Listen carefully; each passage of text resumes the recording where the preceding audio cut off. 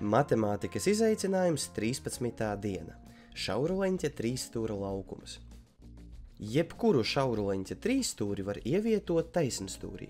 Turklāt mēs to varam izdarīt veselos 3 dažādos veidos. Trīsstūra malu, kura sakrīt ar taisnstūra malu, mēs sauksim par pamatu. Mēs varam pamanīt, ka trīsstūris vienmēr aizņem pusi no taisnstūra. Visvieglāk to ir ieraudzīt, novelkot perpendikulu pret pamatu. Taisnstūris un trīsstūris sadalās 2 daļās, un katrā no šīm daļām izveidojas taisnoleņķa trīsstūris. Katrs šis trīsstūris aizņem pusi no savas daļas, un redzam, ka viss trīsstūris kopā aizņem pusi no taisnstūra.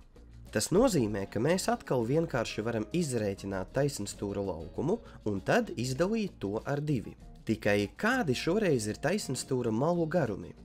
Viena mala sakrīt ar pamatu, savukārt otra mala sakrīt ar augstumu. Tas nozīmē, ka taisnstūra laukums būs A reiz H, savukārt trīsstūris ir puse, tātad A reiz H dalīts ar 2. Šonedēļ tas arī viss, tiksimies ar jums atkal pirmdien.